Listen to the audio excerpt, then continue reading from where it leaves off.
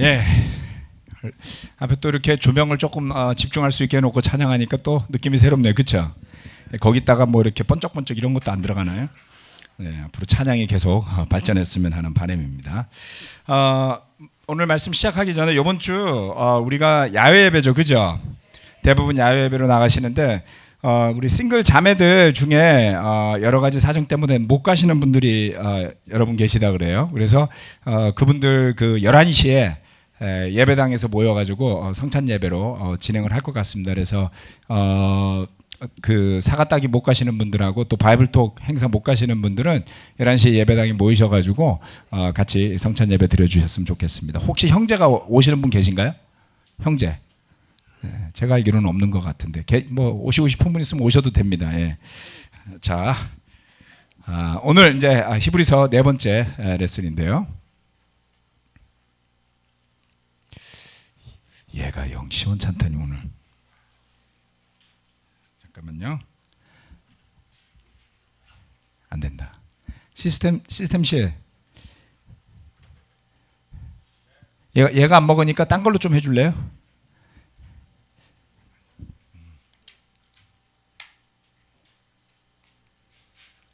배터리가 나간 것 같아. 아무래도 이거 배터리 나간 것 같아요.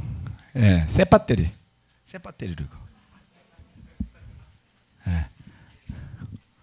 그죠? 그 저기 뭐야 레이저 포인트가 아예 안 나오는 거 보니까 송신이 안 될 정도로 약한 것 같아. 예. 배터리를 교체했는데 이거면 돼요? 오케이, 땡큐. 감사합니다. 자, 넘겨볼까요? 얘는 포인터가 살았네. 잠깐만요. 잠시만요. 앞에 커넥터 저걸 바꿔야 되는 거 아닌가요? 저기 나와 있는 거 바꿨어요? 돌릴까요? 안 넘어가네. 그냥 넘어간다. 오케이. 네, 돼요. 자, 오늘 주제는 히브리서 2장인데요. 여러분 히브리서 성경책 가지고 계시면 좀 펼쳐주시고 몇몇 구절들은 앞에서 보일 거고 또 몇몇 구절들은 또 안 보일 수도 있습니다. 같이 펼쳐주시기 바랍니다. 우리를 형제자매로 불러주신 주님이라는 주제입니다. 제목이 3번 바뀌었어요. 여러 가지 왔다 갔다 하다가 마지막에 우리를 형제자매로 불러주신 주님으로 정했습니다. 자,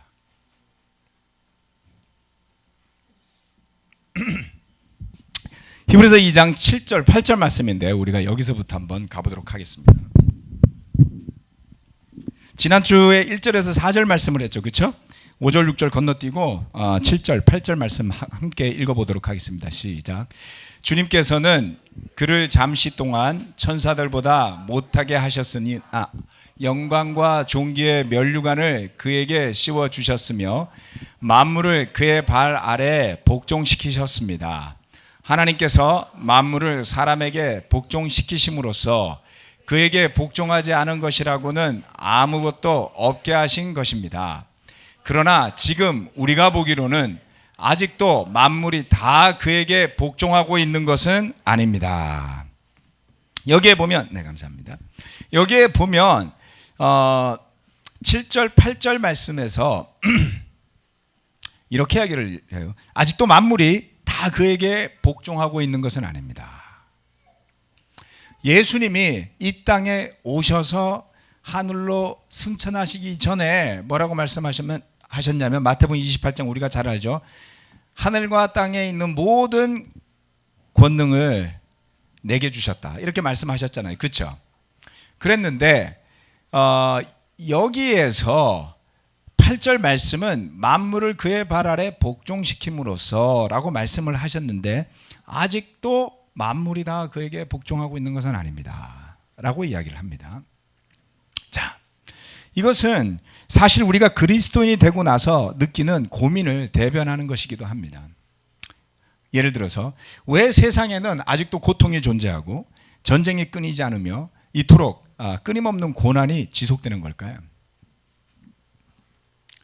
주님이 부활하셔서 하늘로 올라가셨고 또 우리의 처소를 준비하고 계시다고 하는데 왜 이 땅에서 우리는 여전히 고통을 벗을 수 없으며 심지어는 그 믿음 때문에 핍박까지 겸해야 받아야 되는 걸까? 왜 우리는 주인이 아니라 나그네로 살아야 하는가? 라는 의구심을 그들도 하였던 것 같습니다. 이 부분에 대해 신앙생활을 하시는 분들 모두가 사실은 고민을 하는 때가 다가오죠. 그래서 그 고민을 하다가 한 끝에 통일교를 만드신 분께서는 예수님이 실패했다 이렇게 규정을 지었어요. 예수가 오고 나서 세상이 좋아진 게 하나도 없다. 그러나 히브리서 기자는 그렇게 이야기하지 않습니다. 아직도 만물이 다 그에게 복종하고 있는 것은 아닙니다. 히브리서 기자는 우리가 가질 법한 그 고민에 대한 답을 이렇게 했던 것이죠. 여러분이 주인이라면 이렇게 했겠습니까? 자, 우리의 생각과 우리의 계획과 우리가 뭔가 일을 하고자 하면 하려고 하는 것과 하나님이 하시는 것이 굉장히 다르다라는 것을 이 히브리서 2장은 특별히 강조하는 것을 볼 수가 있습니다.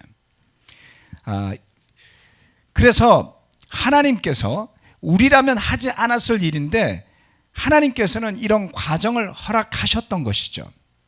그래서 언젠가 마지막이 오게 되면 그때 비로소 만물이 다 완전히 예수님의 발 아래에 복종한 것을 보게 될 때가 올 것이라고 예언하고 있는 것입니다. 자, 그래서 다음 구절로 넘어가 보면 자, 히브리서 2장 9절 10절 말씀이 있습니다. 자, 여기에 보면 7절 8절에 이어서 또 중요한 것을 이야기하는데 이 부분도 다 같이 함께 읽어보도록 하겠습니다. 시작. 예수께서 다만 잠시 동안 천사들보다 낮아지셔서 죽음의 고난을 당하심으로써 영광과 존귀의 면류관을 받아 쓰신 것을 우리가 봅니다.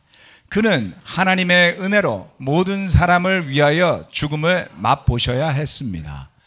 하나님께서는 만물을 창조하시고 만물을 보존하시는 분이십니다. 그러므로 하나님께서 많은 자녀를 영광에 끌어들이실 때에 그들의 구원의 창시자를 고난으로써 완전하게 하신다는 것은 당연한 일입니다. 자, 여기에 우리가 정말 이해하기 어려운 몇몇 가지가 들어있습니다. 첫 번째는 뭐냐면 예수께서 잠시 동안 천사들보다 낮아지셔서 죽음의 고난을 당하심으로써 영광과 존귀의 면류관을 쓰신 것을 우리가 본다 했어요. 이 부분도 사실은 우리는 이해하기 어렵습니다. 죽음을 맛보는 것이 어떻게 영광과 존귀의 면류관이 될 것이며 그 뒤에는 더 이상한 구절이 있어요. 그는 하나님의 은혜로 모든 사람을 위하여 죽음을 맛보셔야 했습니다.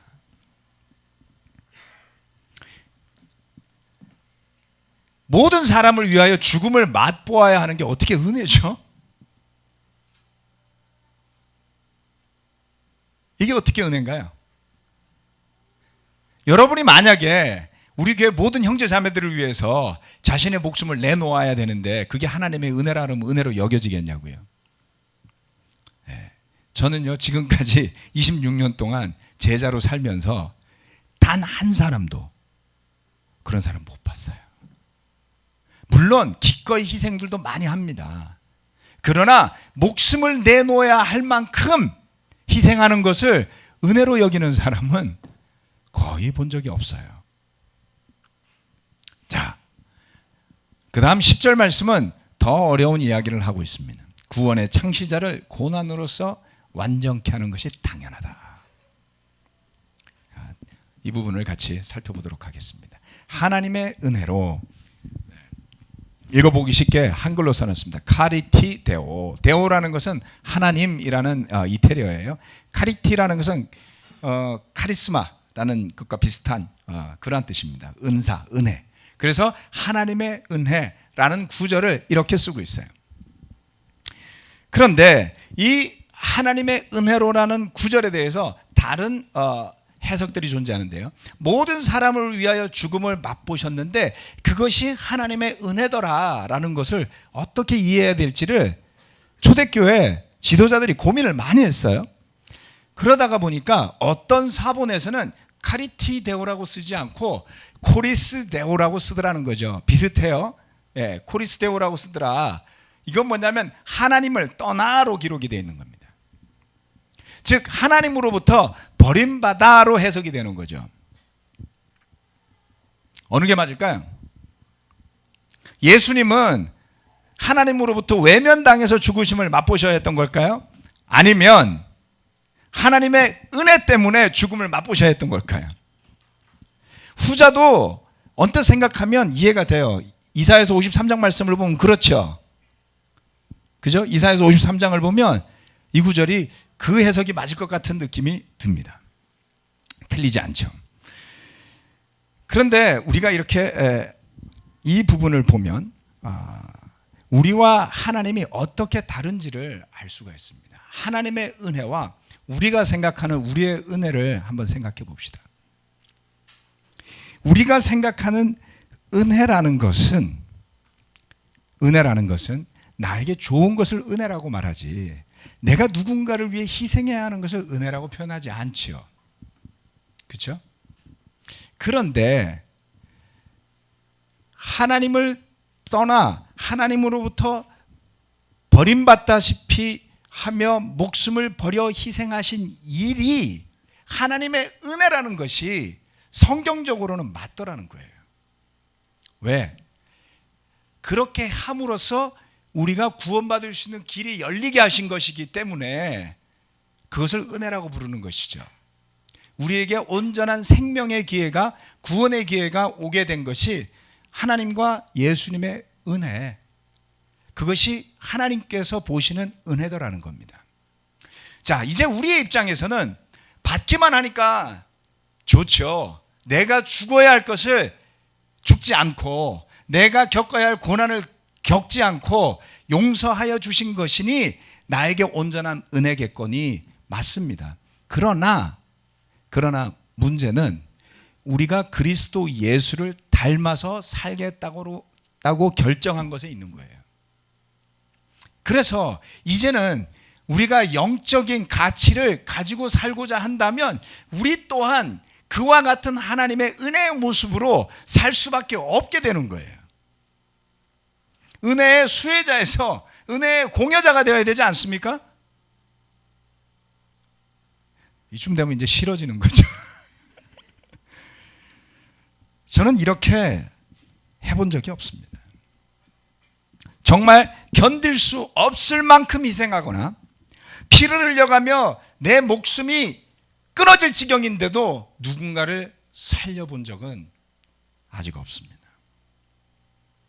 제가 했던 나름의 희생이라고 한 것들조차 이것에 비하면 비교도 되지 않는 아주 미미한 것에 불과한 것이죠. 그런데 하나님은 그 아들 예수를 섬기는 영인 천사들보다 낮아지게 하시고, 그리고 더 내려가서 죽음의 고난까지 당하게 하셨더라.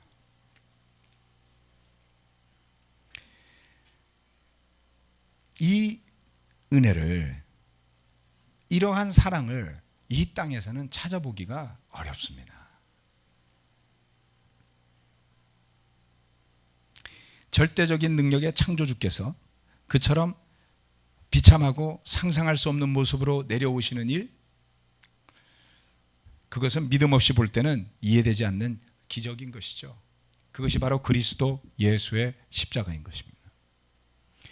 우리가 보는 은혜는 받으려고만 하는 은혜일 때 한계에 부딪히고 영적인 벽에 부딪히고 앞으로 나아가지 못하는, 깊게 성장하지 못하는, 더 높게 영성이 함양되지 못하는 덫이 되는 것입니다. 하나님은 구원의 창시자를 고난으로 완전케 하셨다. 그렇게 하신 것이 당연하다라고 말씀하고 계십니다. 여러분, 여기에 자녀를 두신 분들이 많아요. 자녀를 두신 분들이 많은데, 여러분 자녀들을 고난으로 완전케 하시고 싶으세요? 제가 우리 육사에 입학할 때 사자굴 행사라는 게 있습니다. 가입교 한 달 훈련 중에 중간에 행군을 갔다 와요. 행군을 갔다 오면 되게 지치죠. 지치고 저녁 때쯤 들어옵니다. 처음으로 생전 처음 20km 군장을 지고 20km를 걸었어요. 오늘 마지막에는 숨이 턱턱 차더라고요. 그렇게 딱 들어오고 마지막에 저녁에 들어올 때 선배들이 쫙 예복을 입고 서요. 우리는 이제 군복을 입고 거지처럼 들어오고, 선배들은 예복을 입고 쫙 도열을 해가지고 함성을 막 지르고, 이제 그 사이를 지나가는 게 사저구리야. 그 사자인데 그 앞에서 뭐라고 이야기하냐면, 딱 선배들이 아주 카리스마 있게 서 있죠. 거기서 뭐라 그러냐면, 사자가 새끼를 키울 때는 천길 낭떠러지로 굴려서 살아 올라오는 놈만 새끼로 키운다는 거예요. 그러니까 이제 너희를 천길 낭떠러지로 굴러 떨어뜨릴 터이니 살아남아 봐라, 그 이야기죠. 거기에서 사랑을 눈꼽만치도 느끼지 않습니다. 무슨 스파르타입니까? 그렇죠? 어느 부모도 터프하게 애들을 키운다라고, 물론 가끔 이상한 사람들은 그렇게 하지만 정말 자녀를 보호하고 사랑하는 사람들이 자신의 자녀를 고난으로 완전케 하겠다 생각하지 않습니다. 오늘도 전임들이 여러 가지 같이 고민하고 회의하는 과정 속에서 강북과 강서에 교회를 세우는 것이 그리스도의 교회의 미래를 봤을 때 극히 타당하고 맞는 일이지만, 또 지금 목회자들이 좋은 유니티를 이룬 마당에 그것이 합당한 일이지만, 과연 그럴 때 주일학교 문제는 어떻게 할 것이며, 또 틴 자녀를 둔 부모들은 어떻게 할 것이냐라는 문제에 봉착을 했어요. 목회자들도 이해하고 있고요, 형제자매들도 이해하고 있습니다. 쉬운 일이 아니거든요. 어느 누가 나는 내 자녀를 고난으로 완전케 하기 위해서 누구도 가지 않더라도 강부로 나갈게, 이렇게 하겠냐고요. 그렇죠? 네. 하나님이 예수님을 그렇게 하셨다고 합니다. 우리의 논리와 방법과 전혀 다른 길, 그것이 구원의 길이고 그것이 구원의 계획인 것입니다. 천사들보다 낮아지고 그걸로 모자라서 죽음의 고난을 받아야 했던, 그것을 은혜라고 불렀던, 그것은 누구를 위한 것이었겠습니까? 우리는 누군가를 돕고 살리기 위해 희생을 하다 지쳐 쓰러져요. 지쳐 쓰러져서 그것을 올바로 소화하지 못하면 번아웃이 됩니다. 번아웃이란 단어 아시죠? 영어지만 많이 쓰입니다, 요즘에. 너무 열심히 하다가 지쳐갖고 소진돼서 정상적인 기능을 할 수 없는 상태에 빠지는 사람. 영적으로 열심히 살다가 소진돼서 더 이상 성경도 읽을 수 없는, 예배도 나갈 수 없는, 교제도 할 수 없는 상태에 빠지는 사람들. 이것은 무엇을 이야기하냐면, 우리가 예수님의 흉내를 낼 수는 있지만 모든 것을 다 주고도 원망을 하거나 남을 탓하지 않을, 그럴 수 있는 완전한 겸손이나 헌신의 자리에 근처에 아직 우리가 가지 못했더라는 것이죠. 때로는 우리의 기대는 얼마나 높은지 몰라요. 그렇죠? 불과 10몇 년 전, 20년 전에 한 세대 안에 전 세계에 제자들의 교회를 만들겠다고 헌신하지 않았습니까? 뭐 잠실 주경기장에서 다 모여서 예배 드리자고, 거기를 신천지가 먼저 예배를 너무 크게 드렸어요. 분위기 흐려나가지고 앞으로는 그런 이야기는 하면 안 돼요.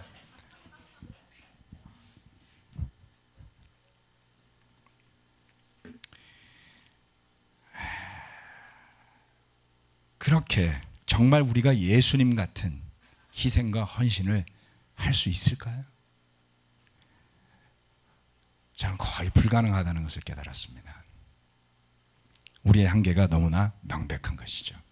그럴 힘도, 그럴 능력도 없지만 그렇게 희생해 주신 예수님을 믿으며 조금 더 용기를 내어 흉내내보고 시도해보는 정도의 모습, 저는 그것이 제자의 삶이 아닐까 싶습니다. 자, 그래서 이처럼 고난으로 그 구원의 창시자를 완전케 하신 이유와 목적이 있어요. 자, 이것이 우리의 사고나 우리의 계획과는 좀 다르다고 말씀드렸죠. 우리는 좀 더 좋은 곳으로, 좀 더 나은 곳으로, 점점 시간이 지날수록 교회를 더 허름하고 오기 어려운 곳으로, 누추한 곳으로 옮겨 다니지 않습니다. 더 좋은 곳으로 만들려고 애쓰죠. 그런 것처럼 우리의 계획과 우리의 사고와는 다른 모습을 보죠. 그렇다면 고난에 대한 우리의 태도가 어때야 할지를 생각해 볼 수 있습니다. 시간이 지나면서 저는 고난에 대한 생각이 많이 변하고 바뀌었습니다. 어떻게 해요? 하나님께서 고난을 주실 때에 그것이 반드시 나쁘지만은 않을 수 있겠구나라는 것을 생각하게 된 것이죠. 예수님은 이렇게 우리를 고난을 통해 완전케 되신 뒤에 형제 자매라고 부르기를 부끄러워하지 않으셨다라고 성경이 이야기하는 것이죠. 이것은 우리가 완전하게 된 모습을 보시고 그렇게 하신 것이 아닙니다. 우리가 여전히 연약한 가운데 있지만, 여전히 부족한 가운데 있지만 우리의 믿음을 보시고 그것을 의롭게 여겨서, 그리고 연약한 가운데 있다 할지라도 그것을 의롭게 여기시고 하신 일이 뭐냐면 우리를 형제와 자매라고 부르기를 부끄러워하지 않았더라라고 11절 말씀은 이야기하고 있습니다. 히브리서 11절 말씀, 2장 11절 말씀이에요.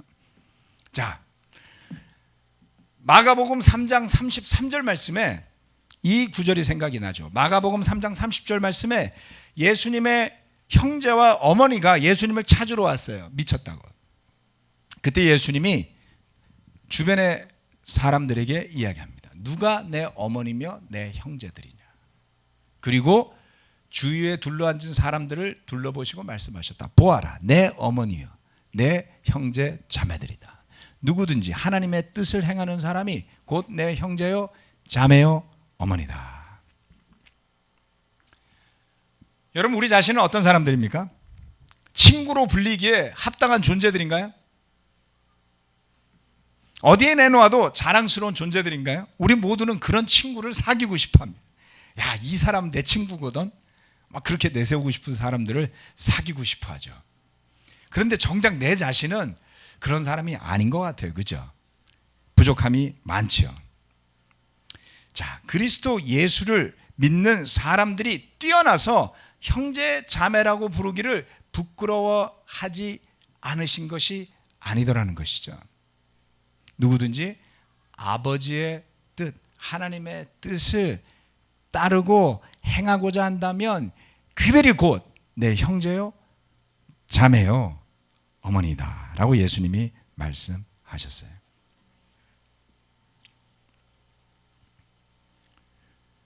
예수님은 믿음을 나눈 사람들을 형제요 자매로 어머니로 새롭게 정의하셨죠. 그래서 우리가 형제 자매라고 부르는 겁니다.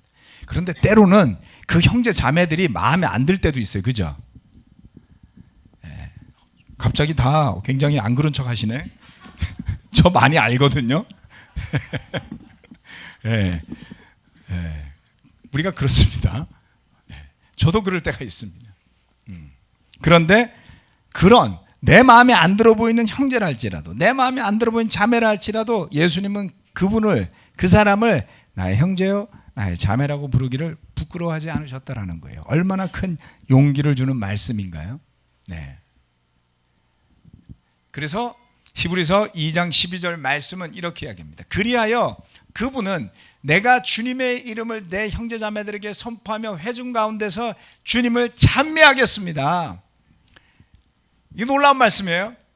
또 나는 그를 신뢰하겠습니다 하고 말씀하시고, 보십시오, 내가 여기 있습니다. 또 하나님께서 내게 주신 자녀들이 여기 있습니다 하고 말씀하셨습니다.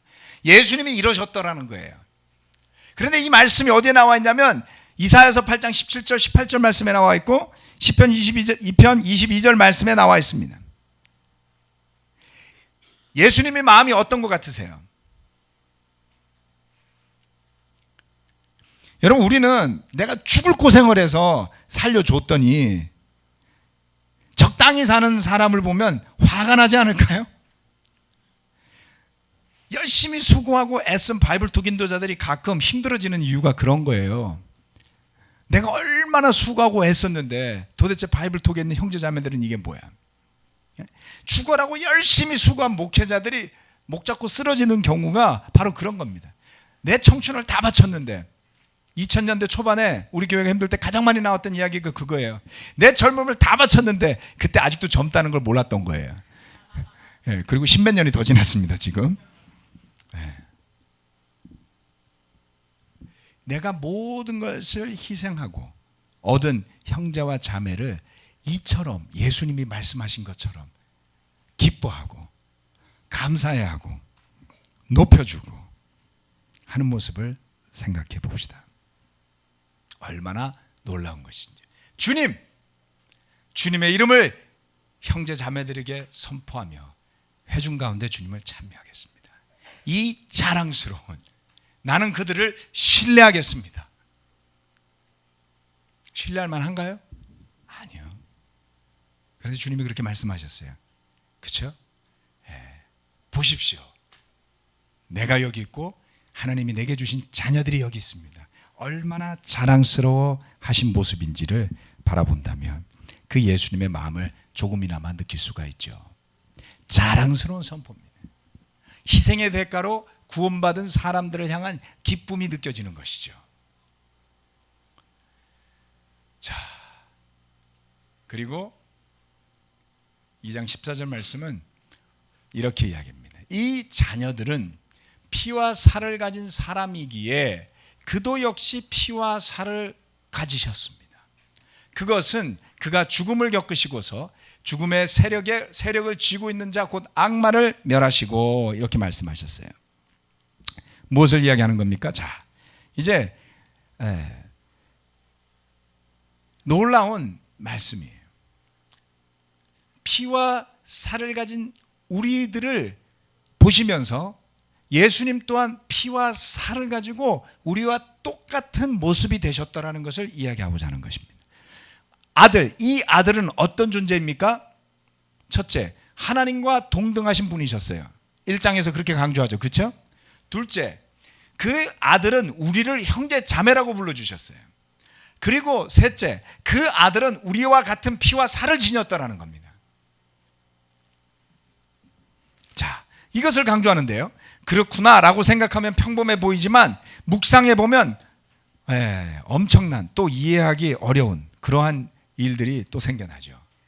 하나님과 동등하신 아들이 우리를 그의 형제요 자매라고 불러주신 사건도 대단하지만 정말 그도 또한 우리와 같은 피와 살을 가지고 이 땅에 사셨더라. 무엇 때문에?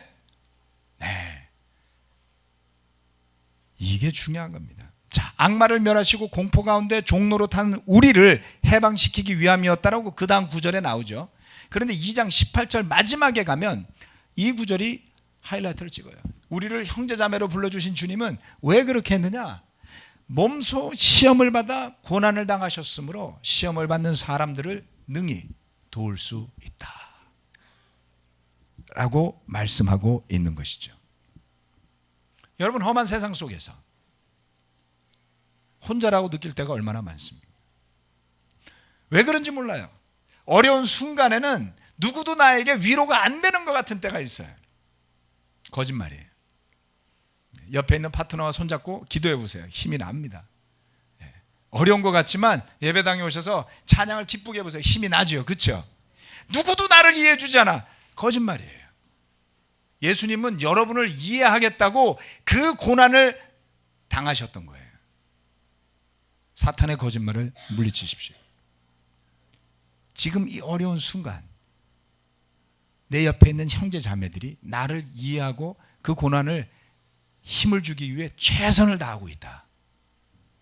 내 성에 차지 않을지라도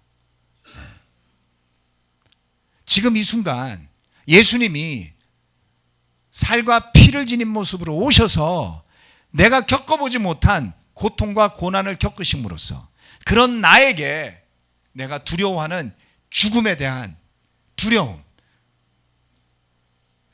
그것을 극복할 수 있도록 용기를 주신다. 이게 맞습니다. 영적으로 아무리 어렵고 힘들어도 정답은 정답이라고 말해야 견딜 수 있는 거예요. 아멘? 네. 그것이 이 메시지입니다. 죽음의 공포에서 우리를 해방시켜 주시는 것이죠. 끝났네요. 네. 험한 세상 속에서 우리를 도우시는 주님, 우리를 형제 자매로 불러주신 주님, 악마를 멸하시고 공포 가운데 종로로 타는 우리를 해방시키시는 주님. 네. 만물이 아직 다 그에게 복종하고 있는 것은 아닙니다. 그러나 하나님의 은혜로 우리를 위해 목숨을 버리신 그 예수님이 오늘도 살아서 우리에게 그 고난을 능히 이겨낼 힘이 있다라고 말씀해 주시는 것이죠. 무엇을 바라보며 가시겠습니까? 기꺼이 주님을 바라보십시오. 사실 오늘 레슨은 이걸로 마칠 텐데요. 지난주에 우리 정도현 목사님이 일부에 오셔갖고 설교를 하시고 그 전에 우리 방학식 목사님도 와서 설교를 했습니다. 두 번의 설교를 들으면서 제 마음에 와닿는 게 참 많았습니다. 다음 주죠. 이번 다음 주에는 제가 1부 3부 가서 설교를 하게 됩니다. 여러분에게 기도를 부탁드리는 것은 이런 거예요. 하나님께서 어느 한 사람의 뜻이 아니라 하나님의 인도하신 가운데 이 길을 이끌고 있다는 것을 믿어야 됩니다. 어떻게 보면 쉬운 상황은 아니지만, 그리고 교회의 여건이나 모든 것들이 우리 눈에 어떻게 보일지는 몰라도 하나님께서 우리에게 새로운 선교를 향한 선언을 하시기를 원하시는 것 같아요. 자, 방법은 뭔지 모르겠습니다. 저도. 그런데 우리가 믿음으로 구한다면, 지금 우리 형제 자매들이 겪는 고난이라는 것은 정말 상상을 초월하는 고난들이 많이 있어요. 죽음을 눈앞에 두는, 병 앞에서 고통받는 형제 자매들도 있습니다. 하지만 경제적으로 어려움을 겪는 그런 형제 자매들도 있습니다. 건강에 도전을 받는 형제 자매들도 있습니다. 나이가 더 들어가는 형제 자매들도 있습니다. 그럼에도 불구하고 그리스도 예수의 복음이 전파되어야만 한다는 사실을 하나님께서 우리에게 일깨워 주시기를 원하고 계시지 않을까요? 여러 가지 이유가 있고 여러 가지 핑계가 있을 수 있지만, 강북이 나가고 강서가 나가면 잠실은 앉아 있을 거냐? 그건 아니더라는 것이죠. 우리가 같은 마음으로 같이 일어서야지만 되겠다라는 겁니다. 그렇지 않습니까? 그래서 누군가가 간다라는 사고가 아니라 우리가 같이 일어서서 서울 그리스도의 교회 모든 형제 자매들이 그 주님을 바라보면서 일어서는 새로운 선교를 향한 발걸음을 내디디는 계기가 된다면 놀라운 영적인 반전이 일어나지 않겠습니까? 그것을 기도로, 우리의 힘으로 할 수는 없으니 기도로, 믿음으로 하시고 하나님이 어떤 일을 하실지를 기대해 보시기를 부탁을 드리면서 말씀 마치겠습니다. 아멘.